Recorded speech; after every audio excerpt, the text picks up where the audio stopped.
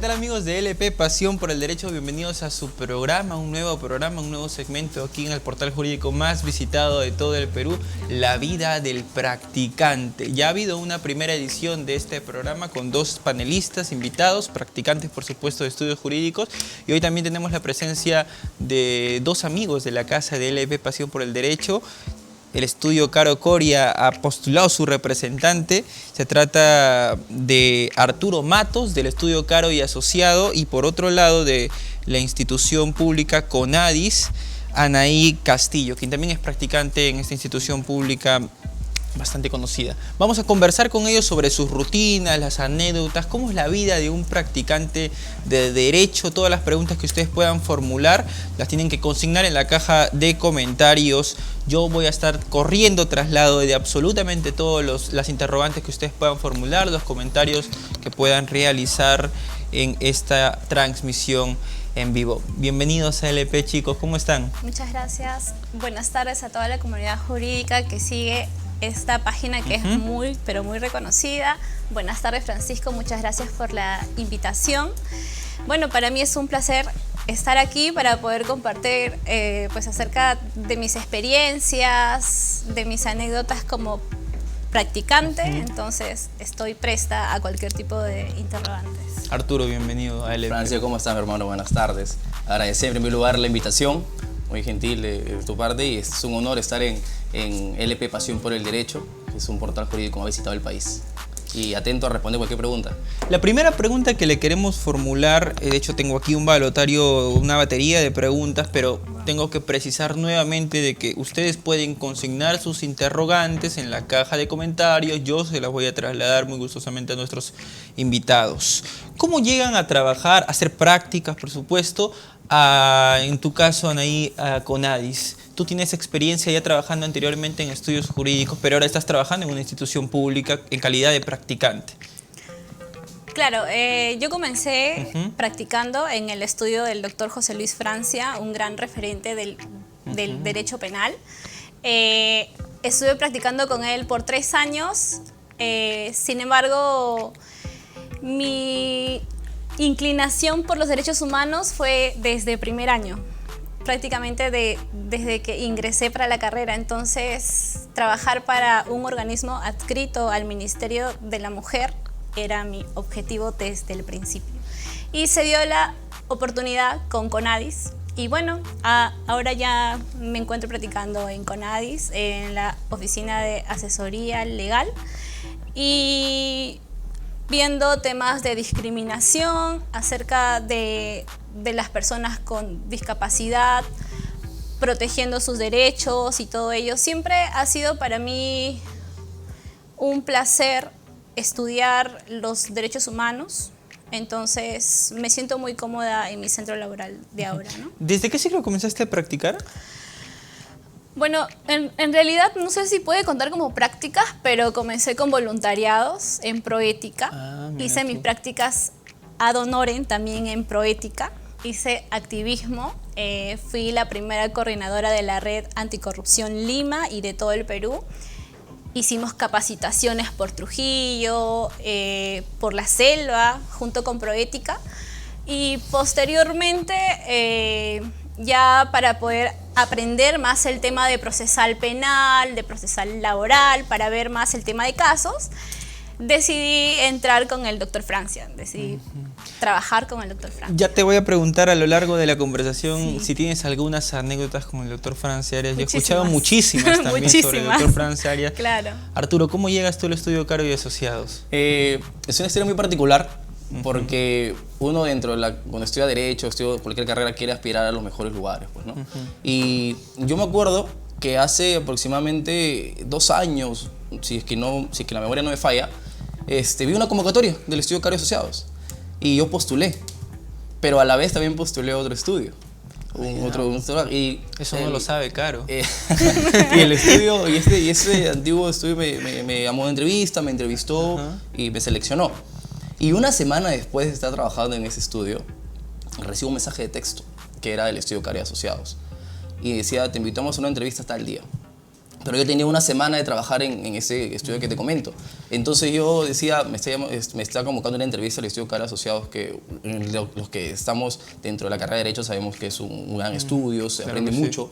Y aparte que a mí me gustaba, y me gusta y me apasiona el derecho penal, en especial el derecho penal económico, yo decía, quiero trabajar ahí, ¿no? Quiero aprender ahí, quiero estar practicando ahí.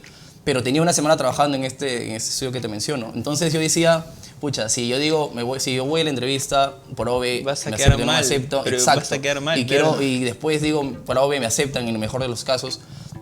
Una semana trabajando y voy a renunciar y para irme a otro estudio, creo que se vería un poco mal y hablaría mal de mí, ¿no? Y a pesar que estoy en ese mundo de derecho tan chico que se conocen, quizás que podría tener repercusiones a futuro. Entonces no fui. Me quedé en el estudio que me seleccionó en primer lugar.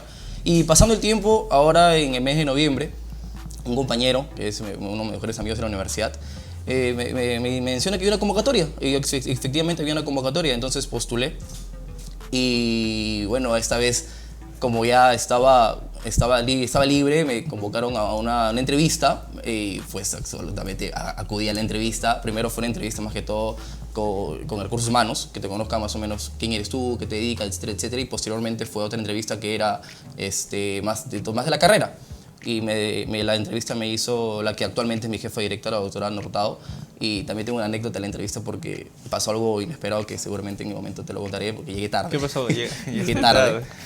Me citaron a las 8:30 y llegué a las 9:15 de la mañana. ¿Y cuál fue tu justificación? Es que ahí va, porque no era una justificación, ahora sí, porque en esa época, porque fue noviembre, creo que era el último día de noviembre, último día de octubre, perdón, estaban con los de la Señora de los Milagros y habían entrado pues el Metropolitano, había tenido problemas con las vías. Entonces yo como vivo en Callao, venirme hasta San Isidro, el Metropolitano, que es la ruta más rápida para mí, me jugó una mala pasada. Y obviamente que en la entrevista, cuando dije eso, no me creyeron, pues no, pero era normal. Pero no te dijeron, no te creo. O sea, ¿cómo tú percibiste que no te habían creído? Porque ya uno se da, aparte porque llegas tarde, cualquier lugar que llegas tarde, creo que no hay una justificación, pues no, uno hay que tomar las diligencias debidas. En ese momento me pasó a mí, lamentablemente fue un día que me tocó a mí llegar tarde a una entrevista importante que yo consideraba importante y pues yo dije, bueno, yo estoy acá, voy a tratar de subsanar esa tardanza con una buena entrevista, pues, ¿no? Y pasando los días, recibí una llamada que había sido seleccionado. ¿Y cuántos filtros son? Cuando yo estuve postulando fueron 2 filtros. Uno que era, como te digo, recursos humanos y el otro que fue con mi jefa directa, que es la doctora Ana Hurtado, que es más que todo sobre la carrera, sobre derecho puramente. Ana, ¿y cómo fue tu primera entrevista para poder ejercer tu profesión o bueno, hacer prácticas en un estudio jurídico? La primera vez que te entrevistaron. Bueno, la verdad, yo no he pasado por entrevistas como mi compañero, sin embargo, es que yo entré con el doctor Francia porque yo fui su delegada, fui su alumna, entonces me pidió que practicara con él y tuve que renunciar a Proética para poder comenzar a practicar con el doctor Francia. Pero no pasé por una entrevista así, pero sí siempre he estado postulando para el Estado desde segundo año, a pesar que en los requisitos siempre ponen a partir de quinto año, a partir de sexto año, yo me lanzaba. Yo siempre he sido bien proactiva. Para mí nunca hay peros. ¿Y te funcionó? ¿Te funcionó? Para las becas internacionales sí me funcionaba. Pero para temas laborales no, porque en la Defensoría son muy estrictos con el tema de que tiene que ser a partir de quinto año. En el Ministerio de Relaciones Exteriores me pasó lo mismo, luego ya no quise volver a postular y estuve 3 años con el doctor Francia, ¿no? Ahora, Arturo vive en el Callao, ¿tú en qué distrito vives? En Los Olivos. En Los Olivos. Sí. Y Villarreal a Los Olivos, porque tú estudias en Villarreal, ¿verdad? Villarreal. En Villarreal. Y con el CONADIS está por la avenida Arequipa. Sí, de Los CONADIS Olivos estoy muy cerca, a la Villarreal, pero a Los Olivos no, es 1h30. ¿Y cómo es que comienza tu día normalmente cuando tienes clases en Villarreal y también tienes que asistir a tu horario en el CONADIS? Bueno, hasta ahora en CONADIS recién he comenzado, entonces no he visto mucho el tema de los horarios, de cómo va a ser con la Villarreal, pero cuando practicaba con el doctor Francia, sí, el año pasado, era muy trágico, porque desde Los Olivos yo me iba hasta San Borja, y ahí eran como 2 horas. Entonces me levantaba a las 4 porque primero me iba al IPNA a las 7 de la mañana en Abancay y luego tenía que ir hasta San Borja como 1 hora, luego para la Vía Real a las 5 de la tarde, 6 de la tarde llegaba, 6:30, súper tarde, llegaba a la Vía Real y luego salía a las 10 de la noche, 11:30 estoy llegando a mi casa. Casi todo el año estaba con ese horario. O sea, tenías un horario muy medido. Si ocurría un accidente en alguna vía, ya no tu día estaba perdido. No, pero siempre me ha gustado a mí ser bien proactiva, como te comento, entonces siempre me ha gustado meterme en muchas cosas, porque aparte tenía reunión con los del centro, con mis compañeros del centro, entonces como sea yo siempre me hacía tiempos, menos los domingos. Los domingos sí, siempre es para mi familia. Pero de lunes a sábado, de 7 de la mañana hasta las 11 de la noche, me metía en diplomados, me metía en cursos, en mis sesiones del centro, en el trabajo, en el IPNA, en las prácticas, Sí. de todo. ¿Tus profesores te entendían cuando llegabas tarde? Los profesores, bueno, algunos sí, porque saben cómo es el tema de un practicante, tienen conocimiento de ello, pero hay profesores que son muy estrictos, ¿no?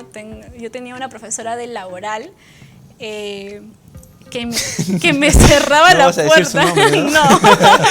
No, lo pensé, pero no. Que me cerraba la puerta en la cara solo por 5 minutos. Wow. Entonces tenía que pedir permiso y todo ello solamente los días jueves. Pedía permiso, pero el doctor siempre fue muy generoso conmigo. Siempre me daba permiso para temas de estudio y todo ello. ¿Cómo era tu rutina, Arturo, en época universitaria, no en la época de clases? Ya muy pronto viene. Sí, pues. ¿Estás en qué ciclo? Paso al ciclo 11. Ciclo 11. Claro. Ya te falta poquito ya. Sí, en diciembre acabo la universidad, Dios mediante. Bien, en un año académico normal, un año ordinario, como aunque estamos de vacaciones, ahora un poco más tranquilo, pues no, ahora solamente me levanto a la oficina y de la oficina ya me voy al Británico porque ya estoy en avanzado, lo voy culminándolo y después luego voy a mi casa tranquilamente. Pero en un año académico es más complicado en el sentido de que, por ejemplo, yo diariamente me levanto aproximadamente a las 6 de la mañana para alistarme, cambiarme y luego ir hacia el Metropolitano. El Metropolitano es la vía más rápida que tengo yo para acceder a la oficina de mi casa en Callao. Yo vivo por el aeropuerto, un carro hacia la estación de Tomás Valle y después de Tomás Valle hacia San Isidro, pues, ¿no? ¿No alimentadores de Tomás Valle? No, combi. Usted sabe que los practicantes hagamos transporte público, humildemente. Y voy a esta estación Tomás Valle y después ya llego hasta San Isidro y ya llego a la oficina. 8 de la mañana tengo que estar ahí, puntual. Y luego de ello, en época universitaria, salgo a las 4 de la tarde para llegar a mis clases, 4:30 de la tarde, porque en la Universidad Privada del Norte, donde soy yo, las clases son, a partir de estos ciclos avanzados, son en la noche. Empieza a 7:30 de la noche. Entonces, pero previo a ello, yo estaba en británico, estudiaba inglés.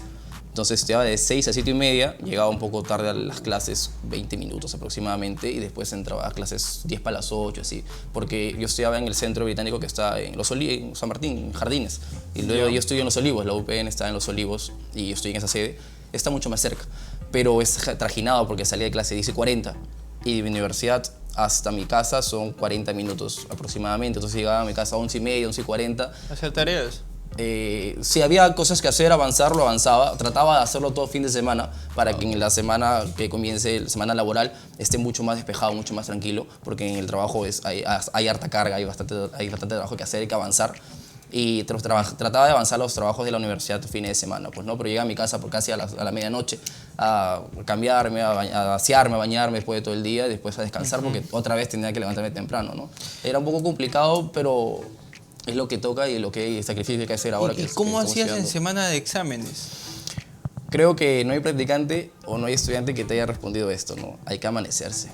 Hay días en que no dormía. ¿Y tienes trucos? ¿Tomas café? ¿Hay algo que te ayude el a café poder me da más sueño, amanecerte? el café me da más sueño. Particularmente a mí el café me da más sueño.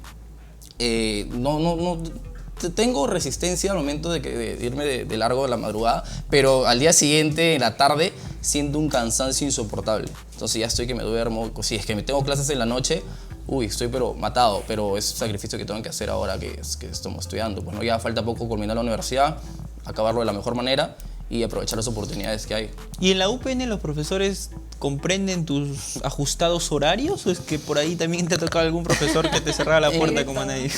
En la UPN hay profesores, creo que por el desempeño que he tenido en clase, conocen de la capacidad, conocen de lo que puedo dar en clase. Entonces la mayoría de profesores me conocen y saben perfectamente que si yo falto a clase o algún día o llego tarde, no es porque yo quiera o no es porque esté haciendo X razón, sino porque estoy trabajando. Entonces, en ese sentido no he tenido problemas hasta ahora con ningún docente. Todos me han dejado entrar a clases si es que he llegado unos minutos tarde o si es que ya no me alcanzó el tiempo y he faltado.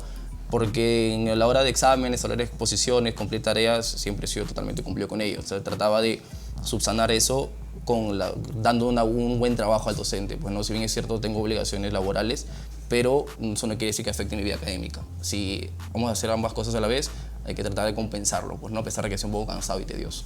Ahora, tú te estás especializando en Derecho Penal, ¿verdad? Así es. ¿Y quién inspiró esa especialización? ¿Hay algún docente de la UPN, algún ex jefe que hayas tenido que te haya inspirado a querer ser un abogado penalista? Hay un especial. Yo antes de estudiar Derecho estaba dentro de lo que es la vida castrense. Entonces, dentro de esa vida castrense de preparación premilitar, militar, hay algunos cursos que se ven sobre Derecho Penal, Derecho Internacional, Derechos Humanos, Derecho Penal Internacional, algunas cositas y eso me llamaba mucho la atención. Yo, cuando estaba en el colegio, no tenía ni la idea que iba a estudiar Derecho, por ejemplo. Pero siempre, por alguna razón, por algo dicen que la madre nunca se equivoca, mi mamá me decía, ¿tú estás para estudiar Derecho? Yo decía, no me veo estudiando Derecho. ¿Qué querías estudiar? Estaba siendo para postular a ser militar, quería ser oficial.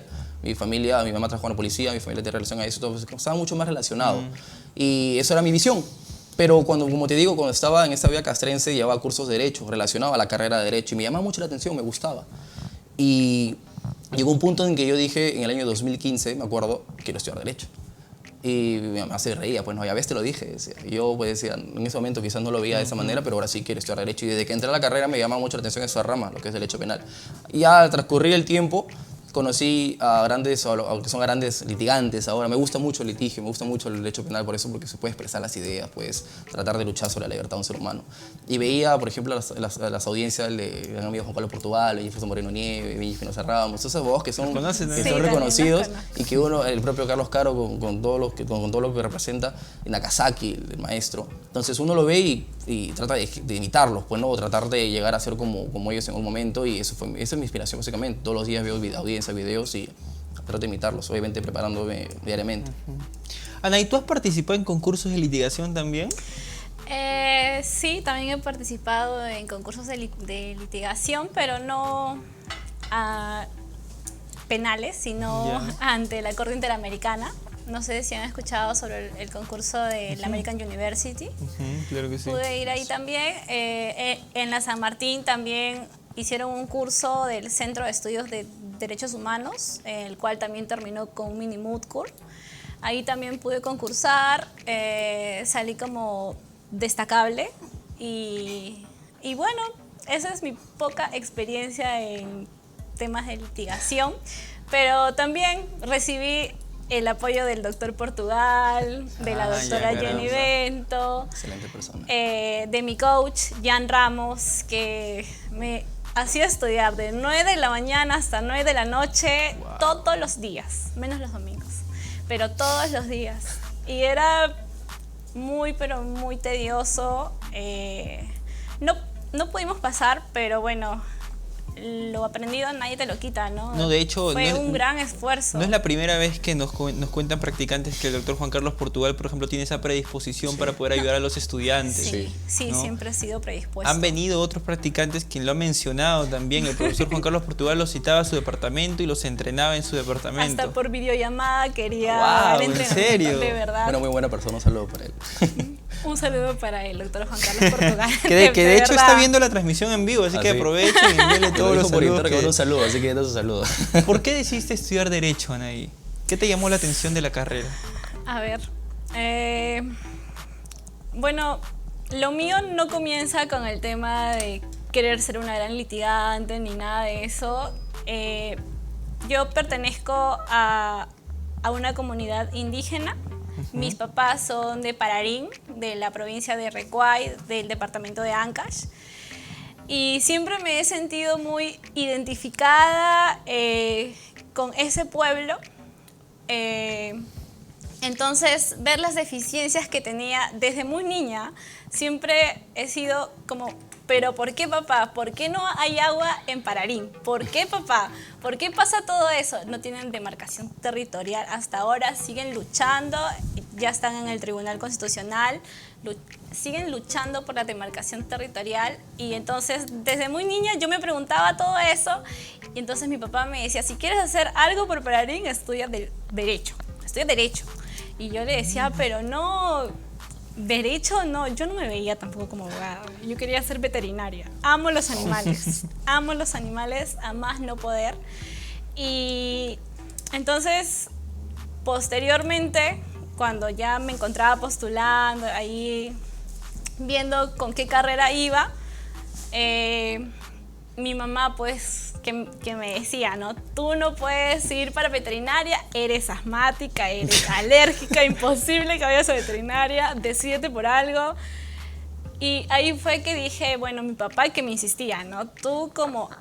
Yo estoy segura que serías la mejor abogada para defender a Pararín. Y yo comencé así. Pero cuando entré para la vida real, yo no sabía cómo comenzar. O sea, yo decía, ¿dónde estoy? Derecho. ¿Y ahora qué hago? O sea, ¿qué puedo hacer yo por Pararín?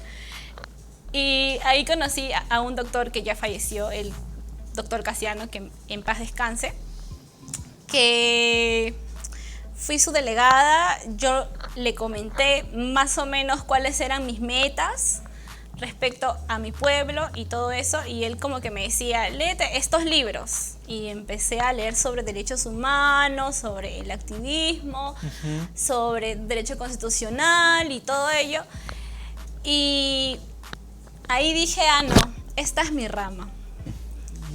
Apliqué a varias becas internacionales, y cuando me llamaron de la Embajada de Estados Unidos diciéndome, tienes que ir a Texas para que puedas estudiar derechos humanos, para mí ese fue el mejor día de mi vida. Ahí comenzó mi trayectoria académica como tal. Te juro que ese día yo me sentía la mujer más feliz del mundo. Y ¿Dónde recibiste la llamada? Cuando estaba en clases de Derecho Penal, me estaban llamando varias veces y yo decía, pero bueno, y salí. Y cuando salgo, digo, aló, y entonces sí, con la señorita Castillo, y entonces sí, pues ella habla, y entonces Asustada. muy asustada, porque yo no sabía quién era, ¿no? ¿A quién Entonces, le debo, dijiste? ¿y a quién le debo? Y ahí me dijeron, bueno, señorita, ha sido seleccionada para que pueda viajar junto a 6 jóvenes más, fueron seleccionados dentro de todo el Perú, y van a representar al Perú en ese curso, ¿no? Nos fuimos un chico de Ayacucho, un chico de Cusco, una de Cajamarca, 2 de San Marcos y yo.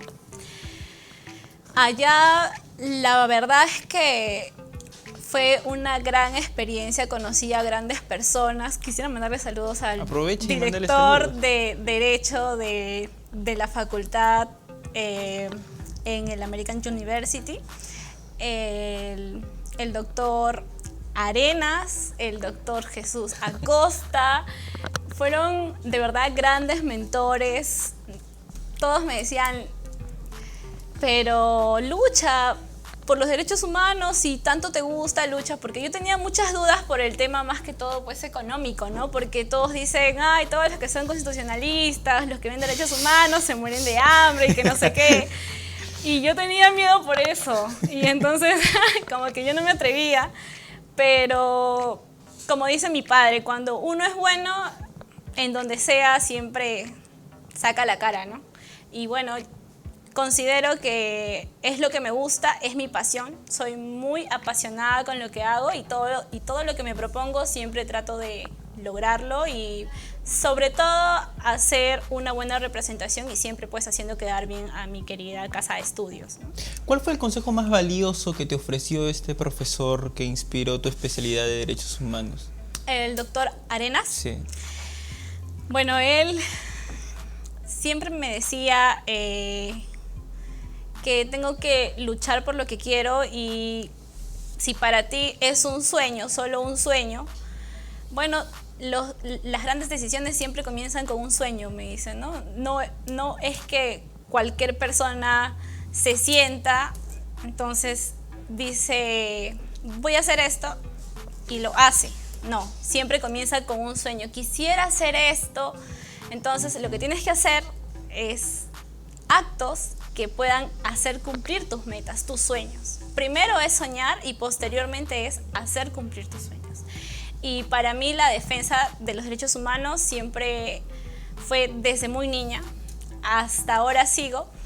Cuando regresé de Estados Unidos, lo que quería hacer era aplicarlo aquí y comencé en mi casa de estudios, formando un grupo de estudios, el Centro de Derechos Humanos. Tenemos una página también. Y bueno, comencé reclutando gente. En mi universidad, los derechos humanos ni siquiera por acá, o sea, nada. Todo era penal, civil, laboral, hasta tributario veía, pero no veía por nada del mundo constitucional. Entonces, ahí fue que decidí formar este grupo, reclutar gente, a José Luis, a Rodrigo, que ya han visitado también la página, porque el año pasado... Sí, porque ganaron un concurso el año pasado en representación del centro también. Entonces, fuimos los fundadores. Y a partir de ahí es que seguimos pues avanzando con el grupo. Ahora estamos haciendo el primer curso de verano en la Villarreal, todos los sábados. Y ahí vamos, ¿no? Siempre sacando la cara por nuestra casa de estudios. Nos están preguntando los seguidores que se encuentran conectados a esta transmisión, ¿de qué logro académico se sienten más orgullosos? En mi caso, desde que entré a la universidad, he tratado siempre de no solo dedicarme netamente a lo que es la universidad y las tareas, sino también buscarme otros espacios, salir de la burbuja, como se dice. He buscado siempre lo académico. He tenido la oportunidad también de viajar al extranjero, a Colombia, dado una ponencia, un curso. Luego de ello participar también en un curso de veranos en una universidad muy conocida del Perú, y gracias a ello poder viajar al extranjero. Dar ponencias en mi propia casa de estudios en la Universidad Privada del Norte. Creo que eso es muy bonito, que te den el espacio en tu propia universidad para que puedas dar una ponencia de lo poco que creo que aún me falta mucho por correr, que conozco. En realidad no habría un logro académico en específico que pueda resaltar, porque creo que todos son importantes. Creo que todos tienen un momento, un lugar en tu vida que te marcan, ¿no? Que tienen un momento preciso, que luego de todos los esfuerzos, luego de todo lo que has hecho a lo largo de tu carrera, a lo largo de tu trayectoria como estudiante, ahora en mi caso, tiene una recompensa. En la universidad donde estoy también logré fundar un centro de estudios de Derecho Penal que se llama Ultima Ratio, con unos amigos también de la universidad que están metidos en lo que es Derecho Penal, etcétera, porque también es un curso de Derechos Humanos. Entonces yo creo que el Derecho Penal para ejercerse tiene que saber Derechos Humanos, tiene que saber Derecho Constitucional, porque si no, si lo es netamente Derecho Penal solo, va a tener problemas. Entonces es que, más ahora con el sistema garantista que tenemos, pues hay que saber mucho lo que es Derechos Humanos. Entonces, esos logros académicos, esa actividad académica que uno tiene, creo que ayuda también en tu propia imagen como estudiante, o lo que uno proyecta hacia el exterior, hacia los futuros centros laborales, porque ven que no solo te dedicas a lo que es su carrera, sino también a lo académico. Lo académico implica investigación, y si uno investiga y uno va conociendo diariamente, está actualizado y está preparado para cualquier situación que se presente respecto a la carrera, ¿no? ¿Qué funciones realizas en calidad de practicante en Caro y Asociados, Arturo? En realidad realizamos de todo un poco. Creo que desde que ir a hacer un seguimiento a la fiscalía, a un juzgado, ver cómo está el estado del proceso, después hasta realizar escritos, plantearle un proyecto de escrito a tu jefa directa, a tu jefe directo, y que éste pueda darte mejorar tu escrito, es decir, darte los detalles con los cuales te pueden ayudar a que tu escrito sea mucho mejor, tienen mucho más consenso, mucho más fuerte para la estrategia procesal. Entonces, creo que en el estudio Caro, aparte de las actividades que realizamos como practicante propiamente dicho, los seguimientos, ir a juzgado a gestionar un recojo de copias, ir a hacer seguimientos, ir a estar escritos de toda clase, de lo más simple hasta lo más complejo, de acuerdo a la experiencia y de acuerdo a la capacidad que uno tenga para poder hacer escrito, porque aprendiendo en el camino. También te da algo más, que es lo académico, que es muy importante. El estudio Caro Asociados tiene capacitaciones constantes. El doctor Caro Coria trae ponentes del extranjero, en el cual nosotros tenemos una vez, 2 veces al mes capacitaciones, ponencias en el propio estudio para el personal del estudio, el personal legal, practicantes, abogados, con ponentes del extranjero, de Europa, etcétera, que te pueden traer ideas nuevas de temas novedosos, que te pueden alimentar mucho más, que estás en capacitación constante. Y ahora, por ejemplo, en este verano, enero y febrero, hemos tenido lo que es el Summer Legal School, que es lo que cada practicante expone, por ejemplo, el caso más representativo, por así decirlo, de su jefe directo. El jefe directo expone los hechos, etcétera, etcétera, y el practicante responde las preguntas que hagan los asistentes, los abogados o los practicantes, cualquiera de dos. Entonces, es una estrategia, por así decirlo, para que tú también estés mucho más adentrado con el caso de tu jefe, para que conozcas los detalles, para que sepas también por qué se escogió esa estrategia y no otra.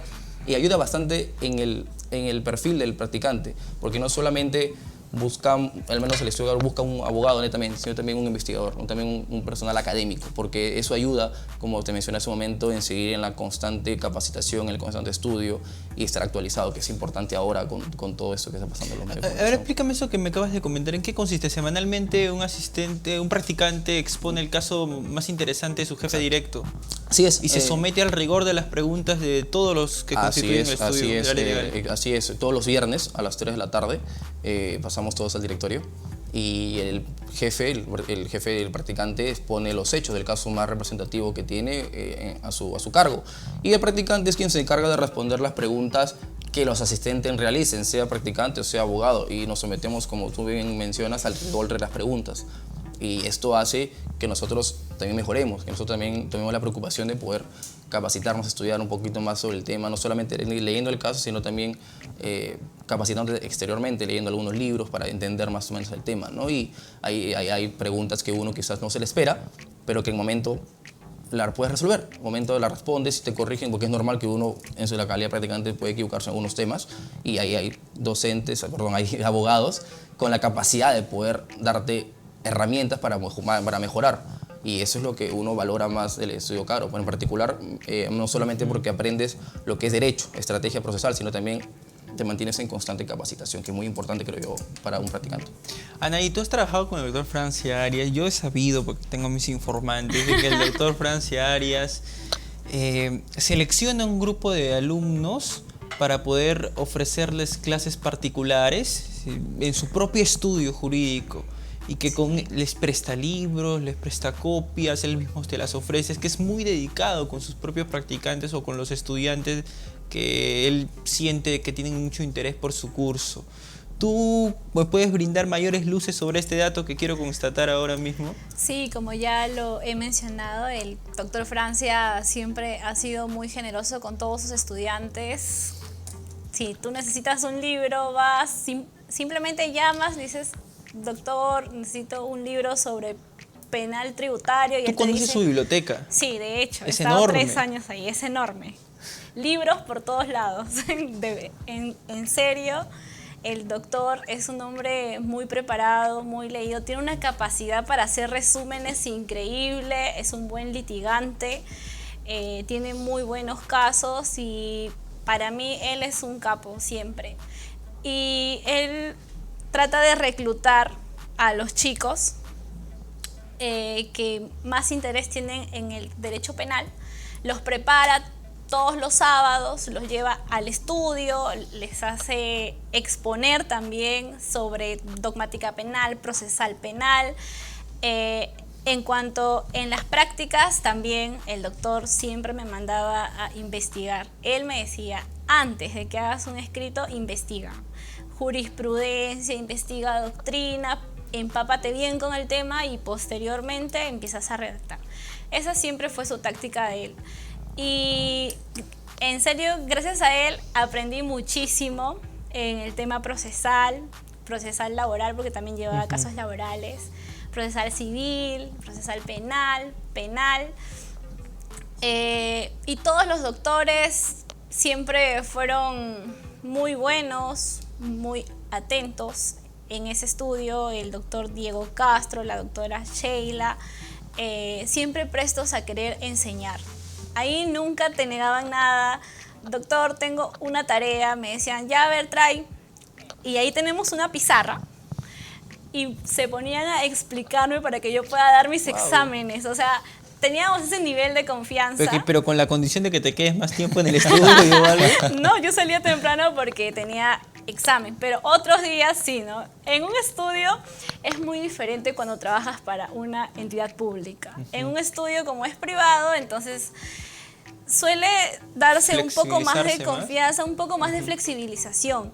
En cambio, en el Estado no, cumples un horario, tienes que llegar a la hora, pasas tu huella, sales a la hora, pasas tu huella. En cambio, no. En el estudio es más flexible, pero también es un poco más cansado. ¿Por qué?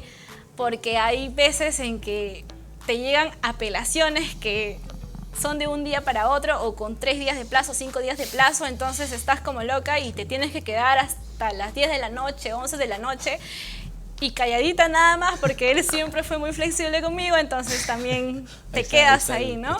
¿Se les ha vencido el plazo alguna vez a ambos? No, a mí nunca se me ha vencido el plazo, gracias a Dios. Arturo, ¿a ti se te ha vencido el plazo alguna vez? No, pero... He visto casos. Gracias, espero que no me pase. Esa es la vieja confiable, a mí no, amigo, ¿no? A mí no. Espero que no me pase, porque te imaginas que me pase eso en cualquier trabajo. Creo que lo normal es que me botan, pues no, normal, me sacan del estudio. Los plazos son pero lo que se pasó es que un día presenté un escrito y no presenté cargo. También me ha pasado. O sea, presenté el escrito y creo que fue mi primera práctica. Presenté el escrito, pero no llevé un cargo. No sabía que se llevaba un cargo, por ejemplo. Y lo ingresé y cuando regresé a la oficina me dice el encargo. El encargo ya lo hice. No, el cargo, ¿no? Que no sabía, pues. Y todavía había que pedir copias del escrito ya porque no teníamos un cargo, pues. ¿Han corregido foliado alguna vez? Sí, claro. ¿Y cómo han hecho? Porque hay una cola, ¿no? De 300 páginas. ¡Wow! Y a la mitad faltaba una hoja, estaba mal foliado, pero ahí siempre el practicante está ahí para... ¿Cómo tiene que ingeniarse un practicante cuando encuentre esos problemas? No lo puedo decir. En mi caso, que lo aprendan, ¿no? Que lo aprendan. En mi caso, por ejemplo, ahora último, culminando el año, tenía que ingresarse una pericia, un caso, y tenía que ingresar una pericia porque tenía 5 tomos. Y cada tomo tenía aproximadamente 300 o 400 hojas y tenía que foliarlo. Entonces tenía que ingresar antes del día que me dijo mi jefa, pues, ¿no? Entonces, como eran tantos tomos y cada tomo tenía 300, 400 páginas, tenía que pedir ayuda, obviamente, a los demás practicantes para que me puedan ayudar a foliar y completar los 5 tomos. Cada uno se dividió un tomo y yo también un tomo. Y había avanzado otro, pero avancé otro tomo más. Me llevé a mi casa, me acuerdo, un par de épocas para poder avanzar porque si no, no lo acababa. Y la siguiente lo ingresó, obviamente que hablé con la jefa de practicantes y dije, no puedo, son una cantidad considerable que si yo lo hago solo culminaría en 2 o 3 días quizás, o en 2 días. Entonces quisiera tener el apoyo del más personal, pues, ¿no? Y me ayudaron y pues se pudo ingresar al día siguiente, antes del mediodía, sin ningún problema. ¿Cuánto tiempo puede tardar redactar un escrito? Un escrito, depende qué tipo de escrito, ¿no? Es sabido que te dan plantillas, que se trabaja con plantillas para poder redactar los documentos en los estudios jurídicos. ¿Trabajan con plantillas siempre o es que queda libre albedrío del practicante también poder redactar? Bueno, la verdad es que mis primeros escritos fueron sin plantillas. La doctora Sheila era muy estricta conmigo porque yo le decía, pero tienes modelos, pásame, pues, no seas mala. Y ella me decía, no, intenta tú misma, haz tus propios escritos, tu capacidad de redacción, quiero verlo. Y yo no sabía, no tenía ni idea de cómo comenzar un escrito. Y yo comencé con un escrito de modelo de denuncia por bigamia. Ese fue mi primer escrito. Y Google. Comencé con Google, ¿cómo se hace un escrito? Y nada, entonces empecé a redactar mi primer escrito, como siempre, con grandes errores, pero ahí estaba la doctora que me preparaba, ¿no? Y luego ya cuando vieron que ya sabía hacer escritos empezaron a mandarme los moldes del mismo estudio, ¿no? Como para poder seguir. Pero no comencé con plantillas. No. Eso es importante porque cada estudio tiene una manera de hacer sus escritos. Cada estudio, Sí. quizás, no sé, creo que está propio estado, tiene una plantilla o un formato de su estructura de sus escritos.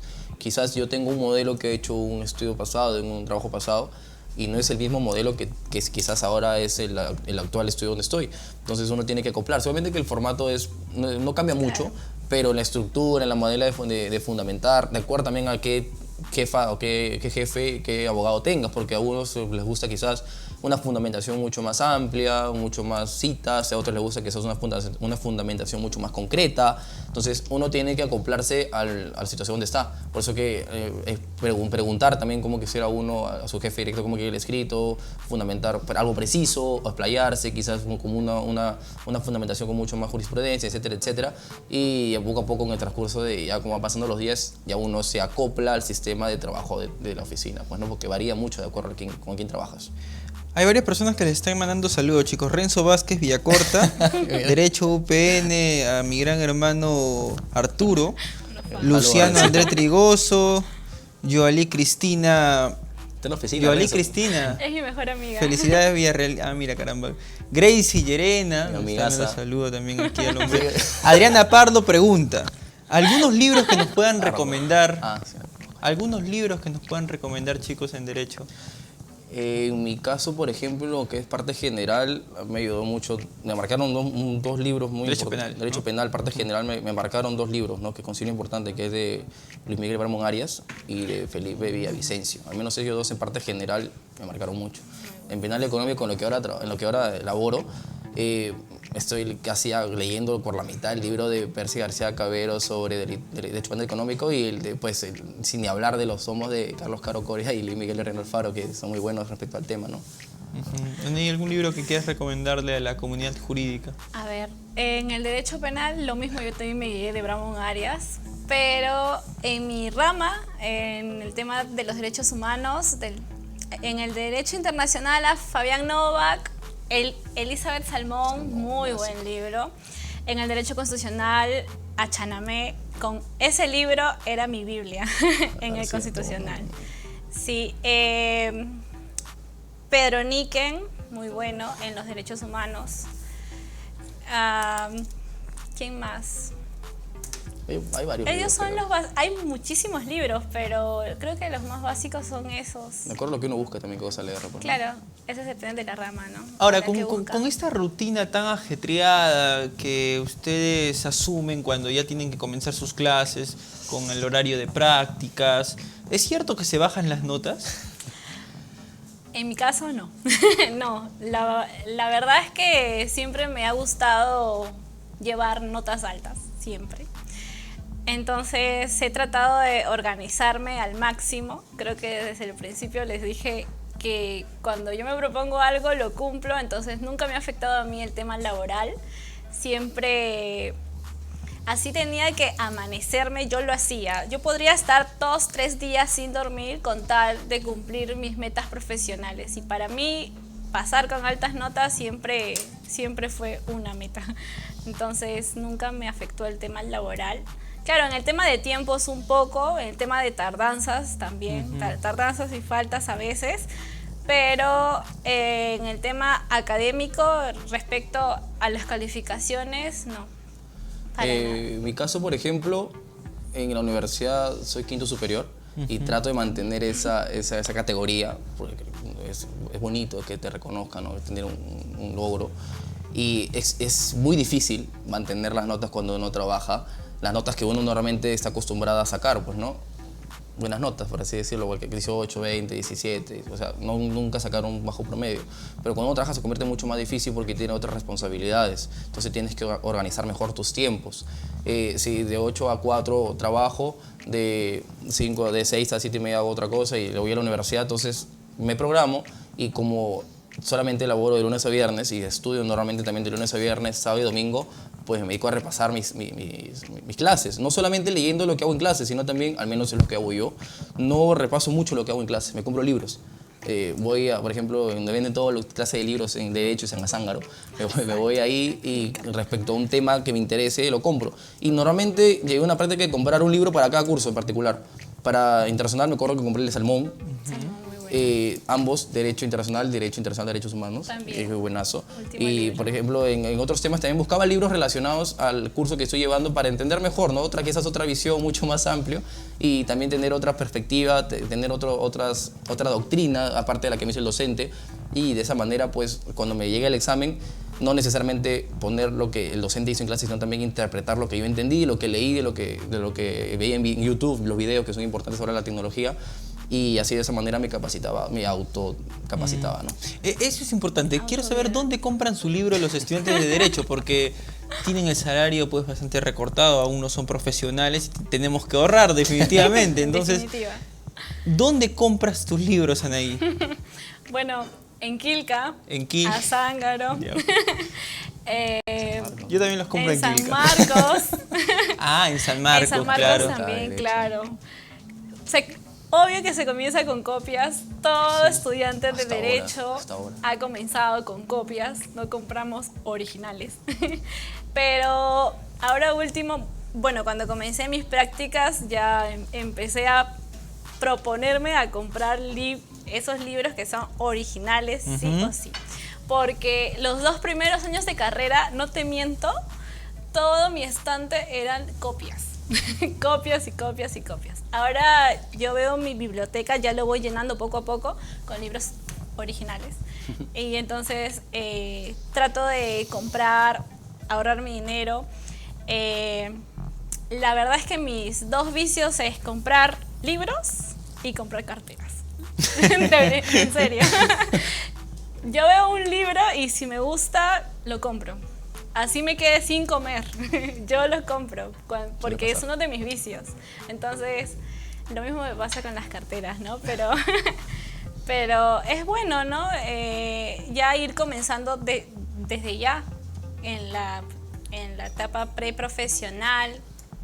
Es bueno ir preparándose, ir coleccionando libros para más adelante, ¿no? Sí, Para es poder importante, lograr. creo yo, porque un libro de derecho no está a 10 soles, quizás, Sí, ¿no? está carito, Está 70 soles. Original, pues, ¿no? 70, 80 soles. Si son 2 tomos en 50, si es un libro recién salido, 180 soles. 100 soles, sí, para quizás practicante le puede afectar en su economía. Obviamente que si te organizas, ahorras un poco, pues no hay ningún problema comprarlo, pero normalmente es un poco accesible. Entonces lo que hacemos es sacar copia, o bien lo compramos, como lo mencionó ella, en Azángaro, en la Facultad de Derecho atrás de San Marcos también venden unos libros que son copias, pero que sirve bastante. Y creo que eso, una biblioteca, ¿no?, de un abogado no puede faltar los libros, pues, ¿no? Me acuerdo que poco a poco fui llenando mi biblioteca, que ya no tengo espacio, y son libros que al menos respecto a lo que me interesa, pues no tampoco es comprar por comprar, porque quizás puedes utilizarlo en otro libro que sea mucho más importante. Pero básicamente la idea es esa. Nos preguntan cuál sería una buena manera de incentivar a los practicantes en los estudios jurídicos. Ustedes que son practicantes, ¿no? ¿Cómo desearían que sus jefes los incentiven? Yo creo que, por ejemplo, como lo mencioné en su momento, dando las capacitaciones te incentivan bastante. Porque te da ganas de poder mejorar, porque porque uno sabe que quizás en una próxima capacitación ya estás mucho más preparado, te preparas mejor.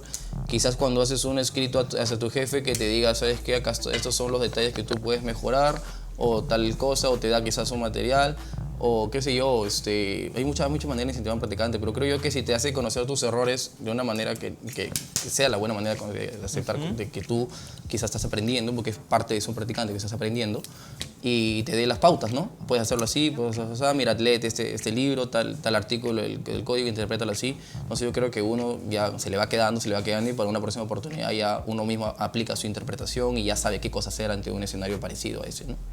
Anaí. Lo mismo, ¿no? Creo que para poder incentivar más a los practicantes es dándoles tiempo, ¿no? Porque hay doctores y hay doctores. Entonces, bueno, que se tomen tiempo de poder enseñarle al practicante acerca de la rama, de cómo hacer escritos, de que les den libros, tal vez que les den más flexibilidad para el tema pues académico, de preparación y todo ello. Creo que eso incentiva más a que el practicante dé más y más y quiera más y quiera más, porque sabe que tiene un maestro más que un jefe, tiene un maestro. Entonces eso es muy bueno, ¿no? Que el doctor se tome la molestia de querer enseñar y no solo de buscar un trabajador. Y es el caso del doctor Francia, que es un buen doctor que siempre se toma la molestia de querer enseñar antes de buscar un trabajador, ¿no? Él siempre fue así. La primera vez que el doctor Francia te envió a dejar un escrito a alguna corte, ¿qué sucedió en mesa de partes? ¿Te perdiste? ¿No sabías a dónde ir? ¿Cómo te presentaste? Todos tenemos una anécdota particular la primera vez que visitamos una mesa de partes. Pero la mía es muy particular. ¿Por qué?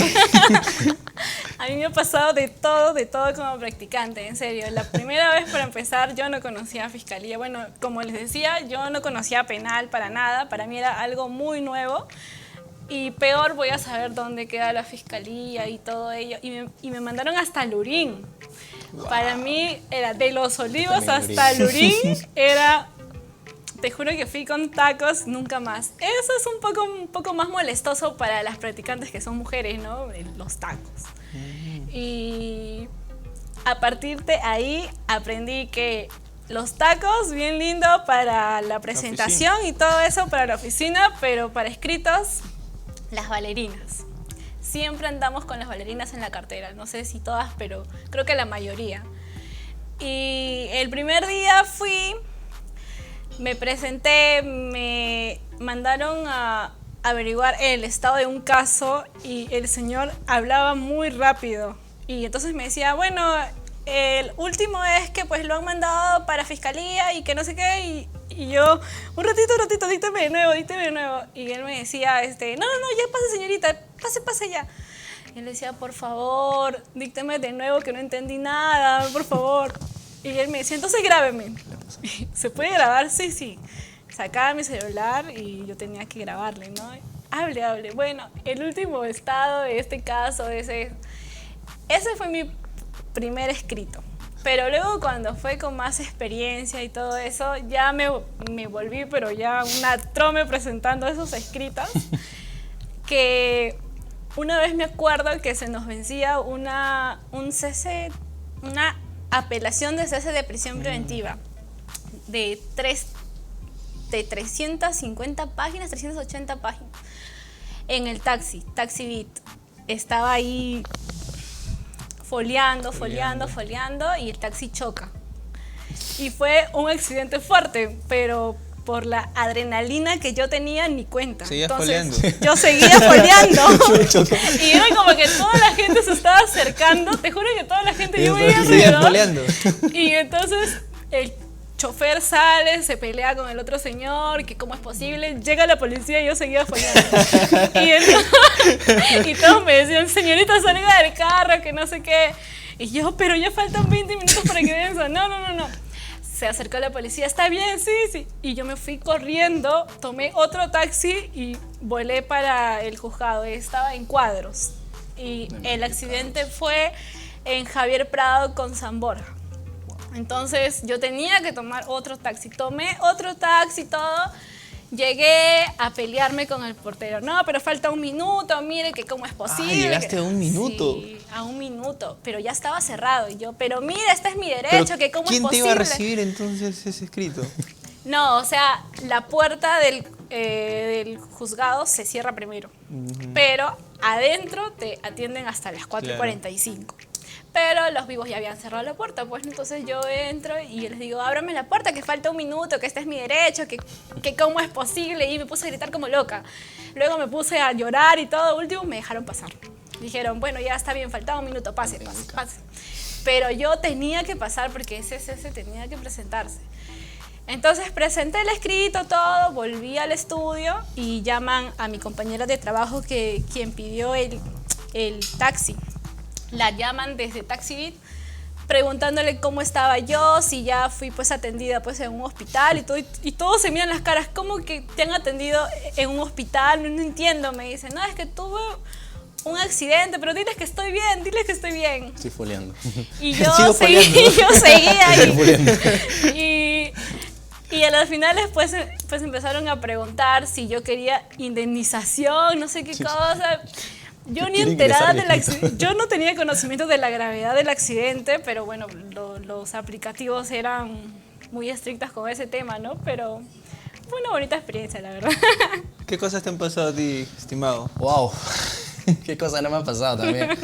En la vida profesional, siendo practicante, quizás me ha pasado unos detalles un poco curiosos, pero quizás cuando uno se va a hacer seguimientos la primera vez, no conoce.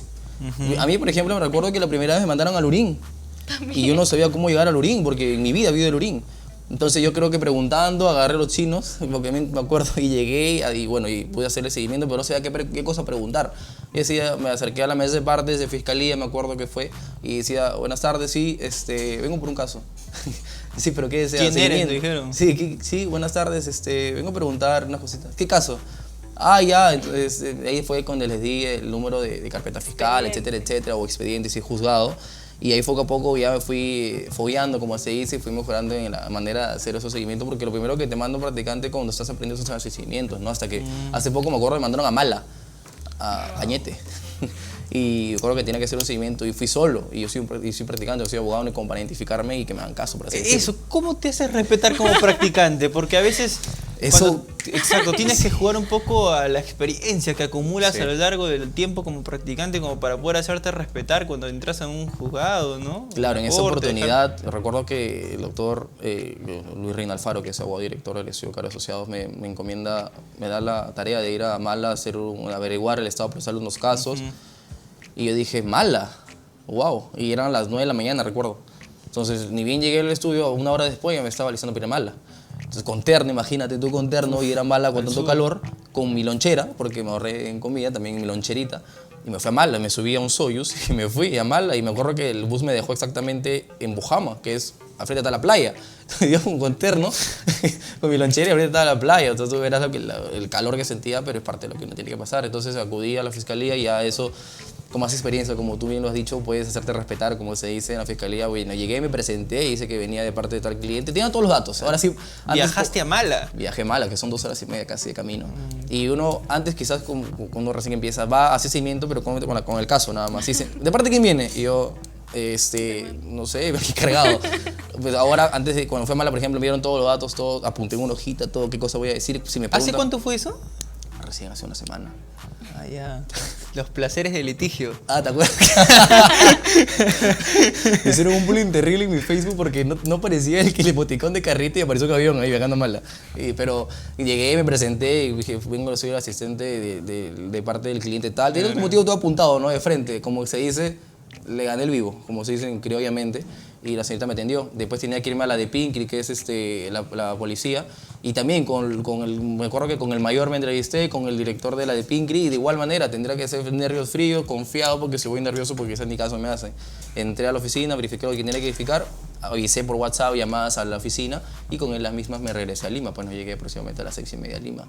Pero ya había hecho el trabajo, y como te digo, con la experiencia que uno adquiere poco a poco, ya puede ir ya a hacer mejores seguimientos, va mejorando en eso, porque quizás si fuera mi primera vez no hubiera hecho nada, quizás, porque tenía que ir a fiscalía de Pincri, saber con quién hablar, qué información dar, qué información pedir, después otra vez verificar en fiscalía, corroborar la información que he mandado y pedir documentación, pedir si puedo tomar fotos a la carpeta, si es que se puede. Algunos te permiten, algunos no te permiten, pero la cosa es sacar lo máximo que pueda sacar. Y con ello ya avisar, voy a WhatsApp, como te digo, o llegar a la oficina, hacer un informe y listo, y me retiro. Si te tienes que entrevistar con un juez y eres practicante. No permiten. No permiten. No permiten. Lo he intentado, créeme. Quería hablar con el fiscal porque esto que lo otro. No, que venga el abogado. Pero por favor, no, que venga el abogado. Y está en todo su razón, se permite. Entonces lo único que puedo hablar a veces es con el asistente fiscal o especialista en el juzgado y conversar con aquella persona y pedir información que quizás me de parte no me la puede dar, porque me parte quizás tiene información limitada. Otra información lo puedes adquirir con el especialista o con el asistente fiscal y en algunos casos son muy buena gente y te dan la información y así puedes llegar a la oficina y dar una información que me ayude en el caso, porque no llegar con lo que te fuiste es un poco improducente, ¿no? ¿Qué información ayuda en un caso? ¿Con qué información tendría que llegar un practicante luego de que le manden a hacer un mandado? creo yo, en primer lugar, lo que te encargaron, la información Claro, específica que te lo encargaron. básico, ¿no? Y si puedes sacar una información extra, sería genial, como por ejemplo, quizás, no sé, si no aún no han notificado a cierta persona, decir con qué fecha han notificado, si no tiene notificación, tomar foto o decir, apuntar qué cosa dice, cuál es el tenor de tal disposición o resolución, creo que ayudaría bastante, ¿no? Una proactividad más a tu capacidad de ser para el estudio. Qué recuerdos, por Dios. Eso es muy distinto a las entidades públicas, créeme. Yo no extraño eso. El tema de ver estado de casos, el privado tiene que lucharla. Tiene que lucharla, sí o sí. En cambio, en el Estado todo es un poco más factible, ¿no? Tenemos toda la información llega para Procuraduría, entonces en las oficinas solamente. Yo soy puro oficina. En Conadis no salimos a presentar escritos ni nada de eso. Todo se encarga la Procuraduría. Y bueno, totalmente distinto con las entidades privadas. En el estudio jurídico no, en el estudio jurídico tienes que luchar por la información, porque hay veces hasta que te la restringen cuando no debería ser así, ¿no? Pero tienes que buscar. Tienes que hacerte amigo del asistente de función fiscal. Burocrático. Tienes que ser buenos Sí. amigos dentro. Es bueno. Es bueno los contactos. Créeme que los contactos influyen muchísimo, ¿no? ¿Te han salvado de apuros algunos contactos? Sí, ¿Has hecho de llamadas hecho. o algo por el estilo? De hecho, compañeros que trabajan en fiscalía, oye, ya puedes averiguarme pues el estado porque tengo que terminar aquí un escrito. Entonces ellos salen de su fiscalía, se suben 2 pisos, preguntan por mi caso y están que me llaman ahí.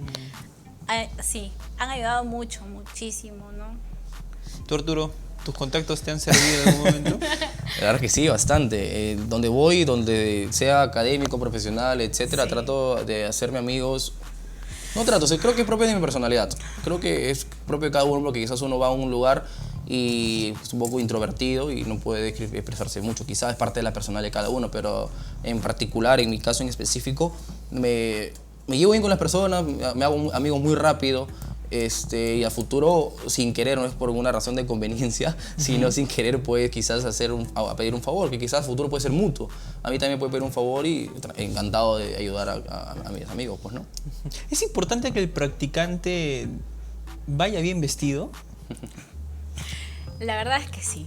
Sí, porque me ha pasado, bueno, en mis primeros días de prácticas que iba con jean, con bailarinas, así, y te tratan como tal, ¿no? Como una persona más. Te dicen, espera tu turno, no, que yo no puedo darte esa información. No. Hasta me acuerdo que me peleé con una señorita de mesa de partes, que porque estoy mal vestida, eso es discriminación. Le digo que es un caso que yo estoy llevando, que está llevando mi jefe, que cómo es posible. Y aún así, no querían darme. En cambio, cuando vas con tacos, vas con tu blusita, tu saco, te dicen, doctora, buenos días, que Ahí sí ¿en te qué le puedo doctorean. atender? Doctorean a mil.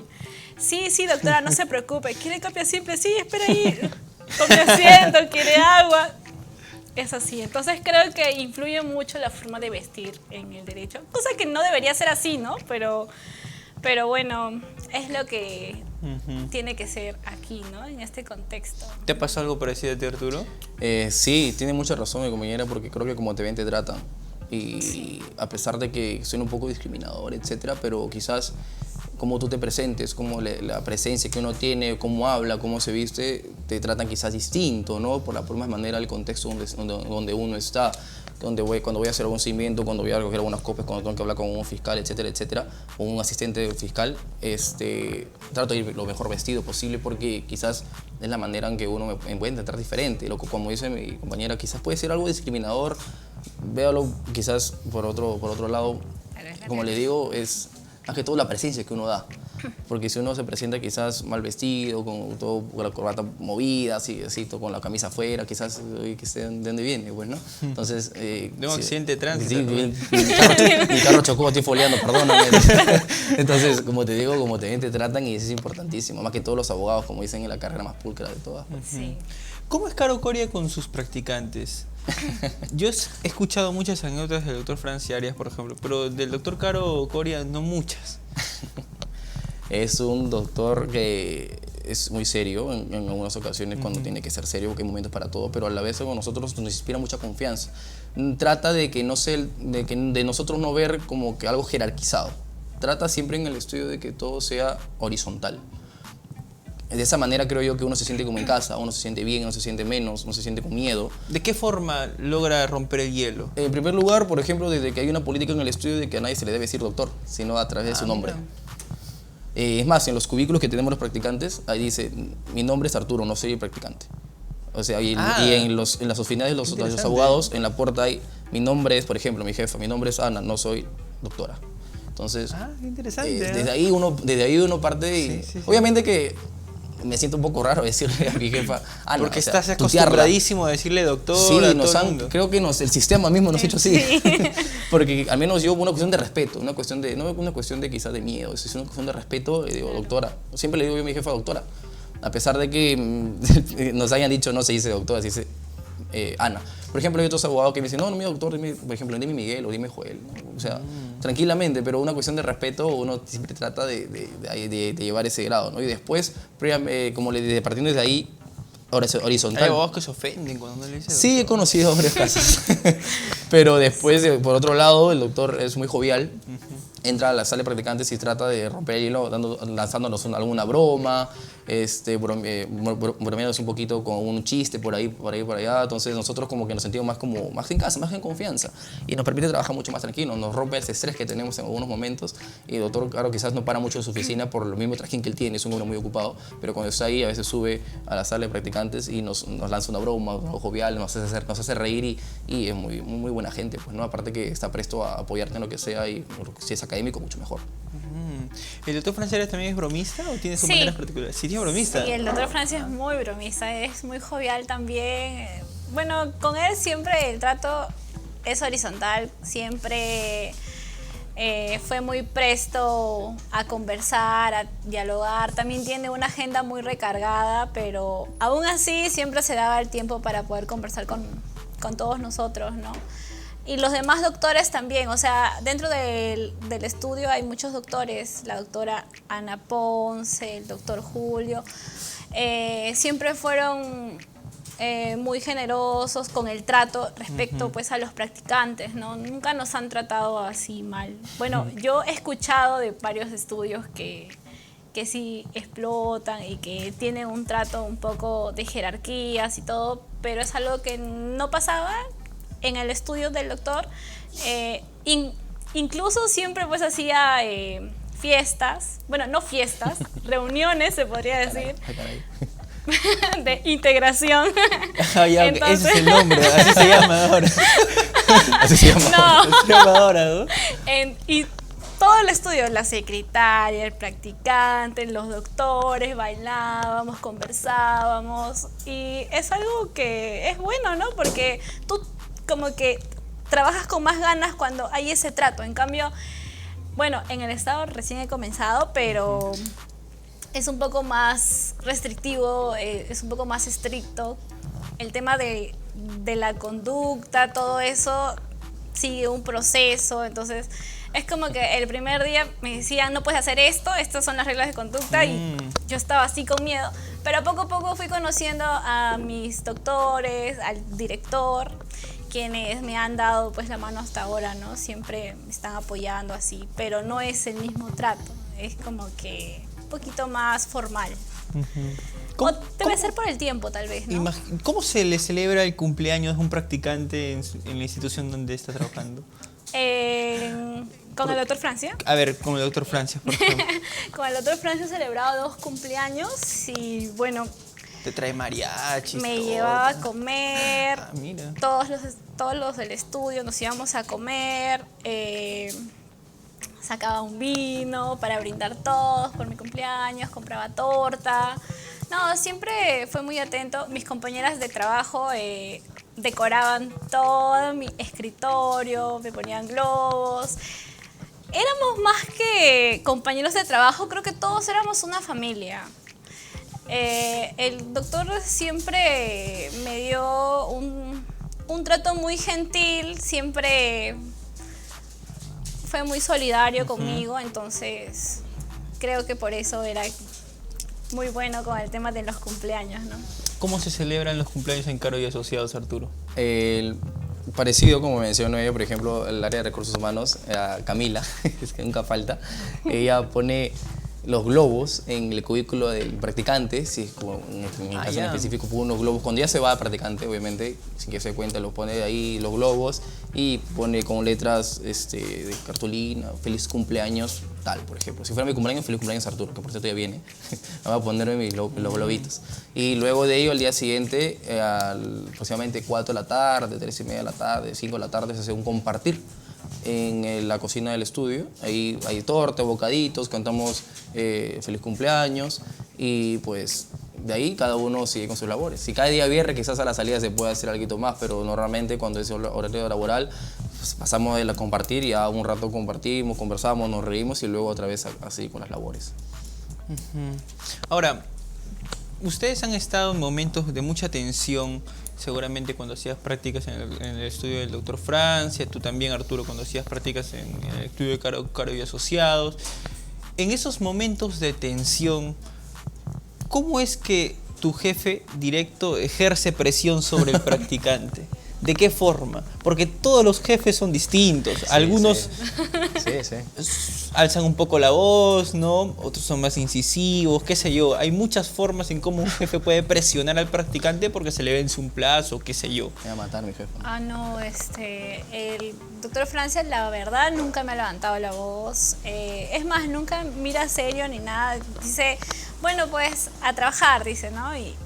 Y si pasa algo que le molesta, respira, te habla tranquilo, te dice, mira, esto está mal, esto está bien, pero nunca levanta la voz, ni mucho menos te hace sentir mal, ni nada de eso. Bueno, hasta ahora en ningún centro laboral me han gritado, y gracias a Dios, porque muchos compañeros me han contado que se le han hecho llorar y todo, pero no, a mí nunca me han gritado. Y es que también siempre he sido muy proactiva con el tema del trabajo, del estudio, entonces nunca se me ha pasado cosas, entonces creo que por ese lado, ¿no? Pero no, nunca me ha levantado la voz, no, ni ha mostrado ningún tipo de incomodidad conmigo. No sé si ¿Y Arturo has tenido ex jefes tóxicos? Ex jefes tóxicos, qué buen término. Sin mencionar nombres, por No, supuesto. jamás. Actualmente, por ejemplo, puedo mencionarlo, mi jefa, ¿no? Que mencioné su nombre en su momento. No, es una persona a la cual admiro mucho y no es una persona muy presta a servir cuando no entiendo algo quizá. Pero de ahí calmarse en la voz, creo que tampoco he tenido experiencias y creo que tampoco lo permitiría en el sentido de guardar respetos. Claro. A pesar de que una persona ya es abogada, haya tenido la trayectoria que tenga, creo que el respeto guarda respeto, si hay maneras de llamar la atención. Pero considero yo que si hay en una oportunidad de mi vida me toca con un jefe o algo por el estilo que trata de llamarme la atención de una manera que no es la correcta o trata quizás al momento de llamar la atención me, entre comillas, humilla o quizás creo que me falta el respeto, que se rompe ya esa línea de respeto. Creo que yo, al menos en particular, yo sí lo daría a notar, pues, ¿no? Porque si me he equivocado o considero que algo he hecho mal, perfecto, llama la atención, me lo merezco y, como se dice, uno acepta su responsabilidad. Pero hay maneras, obviamente. Que me llame la atención, que me griten puede ser, pero hay maneras también de llamar la atención o alzar la voz, sin falta de respeto, sin poner calificativos, etcétera, etcétera. Uno también creo que tiene que hacerse respetar con respeto, obviamente, sin falta de respeto a otra persona. Y en particular no he tenido experiencias que me hayan tratado mal. Quizás en algunas oportunidades he realizado algunas cosas como no me lo han pedido, quizás me he equivocado, que es normal, pero he notado yo que mi jefa está incómodo, pero han sabido decirme de buena manera, ¿no? Y yo obviamente asumir mi responsabilidad y para una próxima oportunidad tenerlo bien claro qué cosa es lo que quiere él y cómo puedo prevenir si otra vez se me presenta la misma circunstancia por la cual en el momento pasado fallé, pues, ¿no? Ahora, ambos se han quedado hasta muy tarde cuando se les vencía el plazo, por ejemplo. Se han quedado hasta muy tarde, ¿no? Hasta altas horas de la noche. Cuando se quedan en ese horario, el estudio les provee una cena, piden delivery de algo para que puedan comer. Anaí. Sí, el doctor Francia pedía delivery pollo o pizza, así, y nos quedamos hasta tarde ahí comiendo y luego ya, bueno chicos, a trabajar ahora sí. Y él mismo se quedaba con nosotros, no es que nosotros solo nos quedábamos solos, no, él se quedaba con nosotros ahí. hasta la 1 de la mañana, 12 de la noche terminando un escrito. Al día siguiente venga a las 8 temprano porque ese escrito es importante. Yo iba a las 8 de la mañana, la doctora Sheila también me decía, no, cuando pasa ese tipo de escritos que son muy importantes, el mismo practicante también como que se da cuenta, entonces empieza a sacrificar cosas, ¿no? ¿Te has amanecido en el estudio alguna vez? No, así amanecerme no, me quedaba hasta la 1, así, ¿no? Pero no, así amanecerme no.